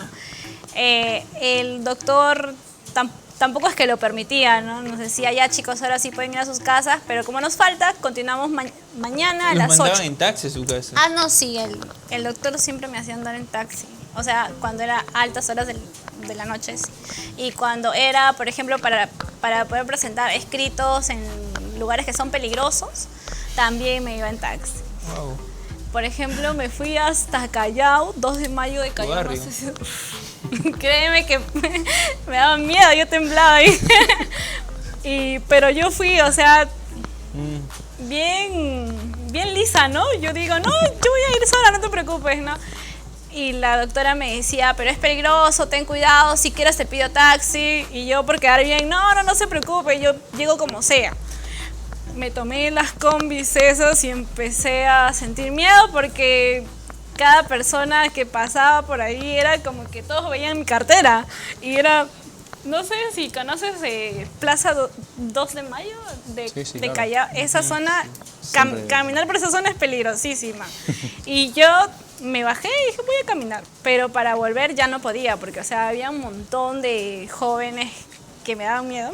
Entonces llamé a la doctora para que me pida taxi y todo eso. Y el doctor dijo, no, sí, que venga en taxi. ¿Cómo la van a mandar hasta Callao? Sola, caminando, ¿no? Pero yo, normal. Para Lurín también me pasaba lo mismo. Yo a Lurín me iba así con mis zapatillas. Era trágico también. Arturo, cuando te quedas hasta altas horas de la noche, ¿qué te ofrecía el estudio? ¿Un cuartito de pollo? ¿Un lomito saltado? Ahora, desde que entré al estudio Caro, no me quedaba hasta altas horas de la noche. ¿En otros trabajos? En otro trabajo sí. Recuerdo que sí me quedé hasta medianoche en el antiguo trabajo. Pero después me iba a mi casa tranquilo. O sea, salíamos, recuerdo que salía junto con mi jefe en ese tiempo que era, el doctor Percy. Con su carro me jalaba. Cuando nos quedamos a veces íbamos juntos. En otra oportunidad también a veces salí con unos compañeros que a veces nos quedábamos, pedíamos un taxi o un Uber entre todos y pagamos y nos íbamos. No había ningún problema. Actualmente desde que entré a trabajar acá me he quedado máximo hasta las 9 de la noche aproximadamente. Después me retiraba a mi casa porque ya había culminado mis pendientes. Trato de avanzar rápido porque si a veces me atareo y mi jefa lo necesita muy urgente, tengo que quedarme tranquilamente y caballero nomás, ¿no? Cumplir con mis obligaciones. ¿Qué consejos le darían a los practicantes que están en tercer ciclo, vamos a ponerlo en esos términos, y quieren comenzar a hacer sus prácticas? ¿Qué es el principal consejo que les darían a ellos?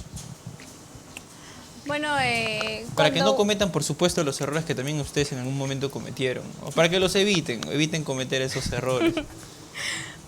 Bueno, yo creo que preguntar muy bien lo que tienes que hacer, porque yo, por lo menos, mi defecto es que a veces peco de creerme perfecta. Entonces me decían, ¿entendiste? Sí, no te preocupes. Y entonces dicta y el caso tal, ya está bien. Y cuando iba a ver el estado de caso, me faltaban datos. Y yo me daba vergüenza, me moría de vergüenza llamar al doctor para preguntarle, doctor, ¿cuál es el nombre del demandado, el nombre del demandante? Y me decía, pero te estoy dictando. Y era como que un poco vergonzoso, ¿no? Entonces, cuando recién comienzas, creo que lo más conveniente es preguntar muy bien lo que tienes que hacer una sola vez y luego recién hacer tu respectivo trabajo, ¿no? Pero eso creo que es un buen consejo. Otro es que sean muy proactivos, que se metan en todo, que no digan, ay, eso yo no hago, que cómo voy a hacer esto, que yo no foleo, que yo no saco copias, no. Que den todo de sí, ¿no? Creo que un buen practicante es una persona que es muy humilde, que no es que solamente voy a hacer esto, entonces que esté presto para todo, que sea muy proactivo, que se meta en todo, porque de todo vas a aprender. Incluso hay practicantes que no quieren ir a presentar escritos, nos ha pasado en el estudio, no, que cómo voy a ir a presentar escritos, no, que es muy lejos, es muy peligroso, que no. En cambio, yo no, si me manden a otra provincia, yo me iba.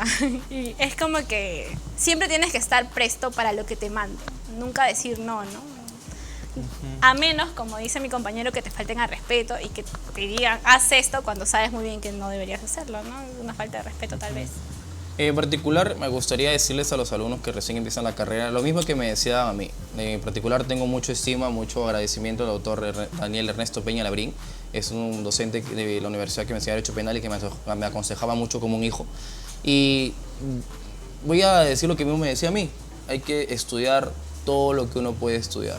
Hay que seguir repasando, capacitándose diariamente, estudiar consecutivamente para que cuando te llegue la oportunidad estés preparado.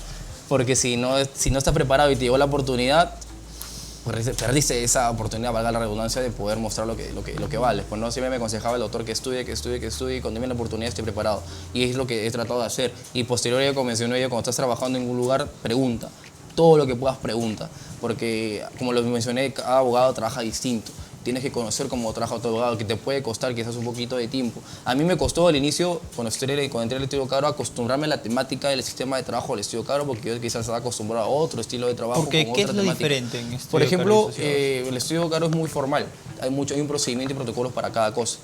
Y yo de otro lugar donde venía, quizás donde trabajaba, no tenía tanto protocolo, no tenía ese procedimiento que es muy bien, es muy formal. O sea, hay un orden preestablecido. Exacto, si quieres realizar algunas cosas hay que mandar mensaje, pedir permiso, hay que avisar, hay que coordinar. Quizás en los antiguos trabajos yo confiaba quizás en la capacidad y discrecionalidad mía. Quizás consideraba que eso puede ser mejor o no puede ser mejor y lo realizaba de esa manera. O quizás lo consultaba todo de una manera mucho más práctica. Llamaba por teléfono, avisaba, ¿puedo hacer esto, puedo hacer lo otro? Sí, y lo realizaba. En cambio, en el estudio también se puede hacer eso, pero previamente una comunicación previa, una coordinación previa que quizás me costó al inicio acostumbrarme a esa temática, al sistema de trabajo del estudio Caro, que poco a poco ahora ya me acoplé, pues, ¿no? Entonces ese es el consejo que puedo darle básicamente, que estudien todo lo que puedan, que no se confíen, que no todo lo que brinda la universidad es suficiente. Sí. Uno tiene que capacitarse fuera, ser autodinámicos, comprar libros, exactos, autodidactas. Y después de ello, pues si estás en un trabajo, acostumbrarte a ver cómo es la manera de trabajo y preguntar lo que no entiendas, pues, ¿no? Nos preguntan en la caja de comentarios si es posible sostener una relación amorosa con esa rutina tan ajetreada que tienen. A ver, chicos, ¿quién empieza? Creo que es bueno compensar, es bueno darse tiempo para todo, ¿no? Para todo hay tiempo, para todo hay momentos. Si estás estudiando, estás trabajando y a lo largo de la semana no tienes tiempo para una relación amorosa, pues creo que tu pareja debe entenderte los fines de semana. Los fines de semana tienes tiempo para verte, tienes tiempo para poder compartir con esa persona que quieres. Y primordialmente ahora es estudiar, pues, ¿no? Y después hay tiempo para todo, pero actualmente, por ejemplo, divido mis tiempos para todo. Renzo se ríe. Te matas de risa. Se ríe con... Renzo, estás en la oficina, yo sé que Anaí, ¿es posible hacer eso? Tienes una rutina muy ajetreada, estás en todas. A mí me entienden, menos mal. A mí me entienden, menos mal respecto a mi trabajo. Antes para mí no creía en las relaciones amorosas. Ay, no creía en el amor. No. O sea, lo mismo. No, o sea, siempre he sido muy mentalizada con lo que he querido. Mis tiempos, como te comento, los mantengo así. El que se aparece, bueno, tiene que respetarlos, ¿no? Pero ahora sí estoy en una relación en la que me entiende y entonces... Qué bueno que te entiendan. Respetan mis horarios, incluso si no puedo verlo en semanas, estoy seguro que no me diría nada, ¿no? Me entiende mucho. ¿Han acompañado a sus ex jefes o a sus jefes, bueno, sus ex jefes en todo caso, a alguna audiencia? Sí. ¿Qué se siente estar en audiencia junto a tu jefe que estaba realizando un alegato? Bueno, la verdad es que ¿cómo yo me sentía? ¿Es muy emocionante? Sí, es muy emocionante verlo a él, cómo defendía. Y más cuando tú has hecho un escrito que tenga que ver con el caso o has formado 2 o 3 alegatos respecto a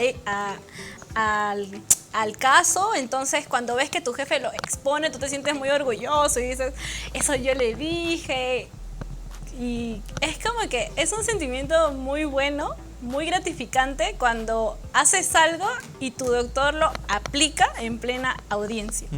Es como que te sientes orgulloso de ti mismo, ¿no? Y más ver que mi doctor es muy bueno. Bueno, el doctor Francia, como todos saben, es un buen litigante y cuando él sale ahí en audiencia es como que habla de una forma, te juro que tiene un poder de convencimiento increíble. Y para mí verlo siempre fue muy gratificante. Aprendí mucho de él en técnicas de litigación. Es muy bueno, la verdad.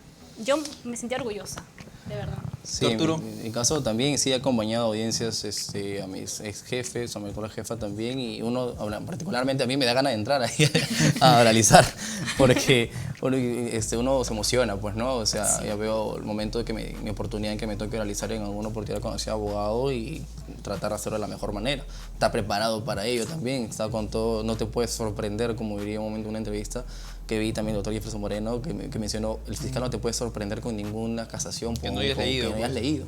O sea, que está preparado para eso. Entonces, esos ejemplos son los que uno toma. Pues, ¿no? Y al final, particularmente, a mí me da muchas ganas de poder estar ahí. He tenido oportunidad de oralizar, pero en concursos. He tenido oportunidad de litigar en concursos. En el último que estuve fue en el de American Bar Association, en lo que se hace en la Corte Suprema, justo con mi amigo Renzo, que está, que me hace preguntas comprometedoras. Pero después es parte de uno capacitarse diariamente, pues, ¿no? Para estar preparado cuando tiene oportunidades.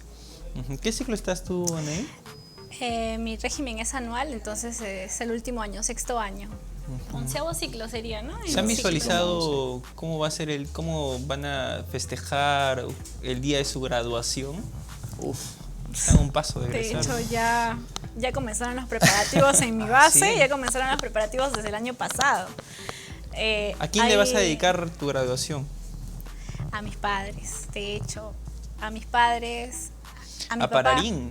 De hecho, a mis abuelos. Lamentablemente yo tenía a mis 4 abuelos vivos hasta el año pasado. Murieron, cada 2 meses se murió uno, en serio. Fue muy triste, sobre todo perder a mi abuela materna. Solo me queda mi abuela paterna por parte de mi papá, pero es un dolor muy fuerte perder a tus seres queridos, ¿no? Porque yo pensé pasar mi graduación, ya tenía contabilizado desde el primer año mis 4 abuelos, mi papá y mi hermana, a quien admiro mucho también. Ellos, los indispensables para mi graduación, ¿no? Y ahora que no están, de hecho voy a invitar a los doctores que siempre siempre me han enseñado, siempre han estado ahí para mí, y creo que pues uno de ellos es el doctor Francia. Al doctor de Estados Unidos también lo estoy convenciendo, le estoy diciendo para que venga para mi graduación. Caramba. Y ellos dos, ¿no? Que son muy importantes en mi carrera académica, ¿no? Arturo, tuvo un paso de graduarte. ¿A quién se lo vas a Sí, dedicar? en diciembre comiendo en la Universidad Dios mediante, y en primer lugar a mis padres. No sería nada sin mis padres. A mi madre, que está viendo justo esta transmisión, un beso para ella, que está de viaje con mis abuelos en Chimbote. Mi papá también, que está viendo la transmisión en vivo. Les agradezco a ellos, porque uno puede tener muchas ganas de salir adelante, puede tener el ímpetu, pero si no te dan las herramientas se complica. Eso es muy cierto. Y le debo todo lo que consigo a mis padres, lo cual los amo, porque me dan las herramientas para yo poder concentrarme en lo que quiero, en mis objetivos. Entonces creo que en primer lugar a ellos, que son mis padres, que son mi motor de todo. Soy hijo único, entonces a futuro, de hecho, que esto va a ser retribuido hacia ellos. Y segundo lugar, pues a mis docentes, que en un momento me aconsejaron y me dieron los mejores tips para poder encontrar el truco para hacer éxito en esa carrera, pues no, porque yo creo que no vale de nada esforzarte si no tienes un fruto a futuro. Entonces al doctor Daniel Ernesto Peña Labrín, al doctor Portugal, que me aconseja mucho. Entonces a esos docentes con los cuales les tengo mucha estima, también va hacia ellos, que obviamente los voy a invitar también a mi fiesta de graduación. Pregunta final, chicos. ¿Cómo un practicante tiene que comenzar a cobrar si al inicio no cobraba? Preguntita, ¿eh? ¿Cómo tiene que hacerlo? Comenzar a cobrar. Bueno, en mi caso, yo no comencé a a cobrar, pero fue el mismo doctor quien me dijo, ¿no? Creo que con el tiempo, ¿no? Que te voy a remunerar y todo ello. Y fue con el pasar del tiempo, ¿no? ¿Fue tu primera remuneración? En el estudio del doctor Francia, sí, porque antes trabajaba ad honorem en Proética, pero cuando comencé con el doctor Francia, ahí recibí mi primera remuneración. Claro que yo no lo solicité ni nada, así que no tengo idea. ¿Nunca lo pensaste? No. O sea, sí, claro que sí, ¿no? Pero todos claro, lo pensamos, todo practicante. ¿No? Pero yo me las ingeniaba, en serio, cuando trabajaba en Proética, ad honorem, era como que yo decía, bueno, me encanta trabajar acá, pero no me pagan, ¿no? Entonces, ¿cómo me las ingenio para mis pasajes y todo eso? Desde segundo año hago monografías, ensayos para compañeros de otras universidades. Entonces, ¿haces tesis también? No, tesis no. No, mucho ya quiere trabajo. sacar provecho. No. No, la tesis la tengo que hacer yo mismo, pues, ¿no? ¿Cuál es Es la idea. Es la idea, ¿no? Pero no, solo eran trabajos monográficos, ensayos, informes. ¿Te cacholeabas de esa Me forma? cacholeaba con esas cositas. Hasta ahora vendía mis catálogos, también me acuerdo. No, en serio me he metido en todo. En serio, sí. En mi caso en particular, cuando yo estaba sin prácticas, es un poco bien particular porque yo llevaba mis propios casos. Yo llevaba mis propios clientes, como se dice, ¿no? Mis compañeros saben que yo tenía mi propia lista de clientitos ahí que podía yo sacar quizás algunos cachuelos para mis gastos. Me pasaba cada cosa también cuando estaba con ellos porque ellos me llamaban y asumían que era abogado y les decía que no, yo era asistente, era practicante, pero que tenía un abogado con el quien trabajaba, pero en realidad el que hacía casi todo era yo y ahí tenía también un cierto ingreso. Después creo yo que cuando uno es practicante, está en una oficina, en un lugar y no te pagan, creo que uno ya con la experiencia se va ganando eso, pues, ¿no? Se va ganando que después ya uno te llame y te diga, ¿sabes qué? Vamos a hacerte algo más formal, un contrato, vas a tener un sueldo. Entonces, quizás cuando inicies, creo que ahora es mucho más fácil porque ahora hay mucho sobre la ley de formativas, del derecho laboral, que ahora no puedes trabajar sin un sueldo, porque puede ser explotación, puede ser esclavitud, etcétera, etcétera. Pero quizás si tú ingresas a un estudio bueno, ingresas a un lugar donde siempre quisiste estar y no estás cobrando, aprovechalo. Aprovechalo, gánate la confianza y después a ellos solitos te van a decir, ¿sabes qué? Sí. Quiero que vamos a contar contigo y ya vas a tener un ingreso propio, un ingreso seguro ahí donde tú siempre quieres estar, pues, ¿no? Pero hay que pagar derecho de piso, como dicen. Derecho de piso. Es demostrar que tienes la capacidad, pues, ¿no? Es como que es constante. El aprendizaje es ser perseverante, es estar ahí, como les recomendé ya desde el principio, es ser presta a cualquier tipo de actividades laborales, entonces es estar siempre ahí pendiente de todo. Y creo que los jefes mismos se dan cuenta y te lo van a retribuir, ¿no? Chicos, hemos llegado a la parte final de la entrevista. ¿Hay alguien a quien quieran mandar saludos? ¿A su base? ¿A sus amigos de la universidad? Tú, por favor. Bueno, en realidad quiero mandar saludos a mis amigas que siempre pues, han estado pendientes de mí, a mis 3 mejores amigas, Stephanie, Pamela y Cristina. Quiero mandar saludos también a mis papás, a mi hermana, que sé que están viéndome ahora, entonces... y bueno, solo a ellos, ¿no? Que son importantes. Yo mandar saludos a todos mis amigos de mi base, como se dice, en promoción de la Universidad Privada del Norte, 6º año, que este año culminamos la carrera. Los mejores parabienes para todos, solo para mi colegio también, sí que algunos me estamos mirando ahí de mi colegio, de mi barrio, de Callao, exactamente de Jorge Chávez. Y para mis padres, que sé que están viendo esto también de viaje, y para todas las personas que las cuales hicimos bastante, que quizás por el momento no los recuerdo a todos, discúlpenme por favor, pero les mando un fuerte abrazo, saludos para todos ustedes, y a las personas que confiaron en mí, no los voy a defraudar. Un último saludo, me olvidé de una persona importante, en serio, a Ledman. Ledman, muchas gracias por tu confianza, por siempre estar ahí atento conmigo, por confiar en mí y por enseñarme muchas cosas, ¿no? Él fue quien me enseñó penal, se tomaba la molestia. Y tiene una gran paciencia, Ledman. Créeme que sí. Sí conoces, una gran ¿verdad? paciencia. Sí. Ledman, en serio, yo no sabía nada de penal y era como que, por favor, Ledman, enséñame. Y se toma el tiempo, Y deja él de se hacer toma lo el que tiempo, está deja de haciendo hacer las para cosas. enseñarte. Me acuerdo que nos encerrábamos en un salón y él se ponía de profesora y explicaba, yo preguntaba, yo soy bien preguntona, preguntaba cada rato, decía, pero no, así no es, y él, sí, que esto, y él siempre fue muy pendiente, muy atento. Muchas gracias, Ledman, por todo. Y a mis compañeros de la San Martín, con los que llevé el curso de verano también, el curso de verano sobre derechos humanos, también muchos saludos. Andrea y Fabricio, quienes siempre están pendientes de todo lo que yo hago. Me acuerdo, para mi primera audiencia de litigación estaba súper nerviosa, muy nerviosa. Fue la experiencia más nerviosa que tuve porque nunca había litigado frente a la Corte Interamericana.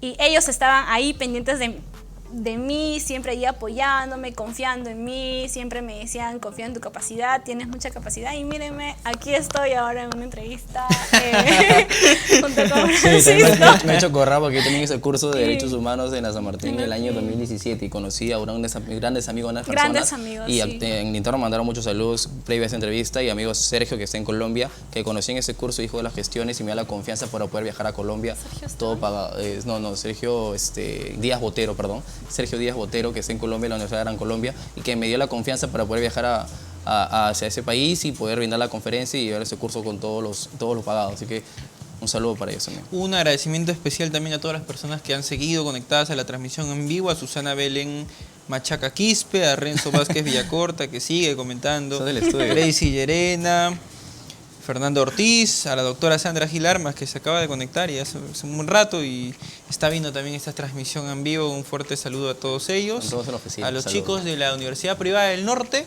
y también, por supuesto, a los chicos de la Universidad Nacional Federico Villarreal. Renzo sigue comentando, ¿qué dice? ¿Se puede practicar ir a clases a la universidad, estudiar inglés, una relación, dormir, vida social y no morir en el intento? Bueno, sí se puede, ¿no? Implica mucho esfuerzo, mucho sacrificio por parte de los practicantes de cualquier rama del derecho, ¿no? Que comienzan a sacrificar cosas para poder hacerse de un currículum solvente que al menos los pueda defender cuando egresen. Ese es el caso de Arturo Matos y es el caso de Anaí, que nos han acompañado hoy. Anaí, practicante del CONADIS, y Arturo, practicante del estudio Caro y Asociados. Sí se puede, sí se puede. Sí se puede. Ya, lo ha dicho Arturo y también lo suscribe Anaí. Bien, amigos, hemos llegado a la parte final de este programa, La vida del practicante. He podido leer algunos comentarios en donde mucha gente está etiquetando a sus compañeros que también son practicantes. Si quieren salir en este programa, tienen que escribirnos. Nosotros revisamos todas nuestras redes sociales. Y pueden estar aquí como Arturo, pueden estar aquí como Anaí, comentándonos muchas de sus experiencias en calidad de practicantes. Si tienen algunas anécdotas que creen que le pueden ser útil a chicos que comienzan a hacer prácticas, escríbanos con total confianza. Nosotros leemos todos sus comentarios de todos los seguidores, los fieles seguidores del EP Pasión por el Derecho, el portal jurídico más visitado de todo el Perú. Esta es la segunda edición de La vida del practicante. Vamos a tener, por supuesto, más ediciones a lo largo de las semanas. La idea es que cada semana saquemos 2 ediciones o una edición, ¿no? Pero una buena edición, 2 buenas ediciones, para que de esa forma todos podamos consumir de las experiencias particulares que les ocurren a los practicantes de derecho. Yo me despido de todos ustedes, Francisco Chuquicayate, en su programa La vida del practicante, que se transmite a través de la multiplataforma de LP Pasión por el Derecho, el portal jurídico más visitado de todo el Perú. Permiso.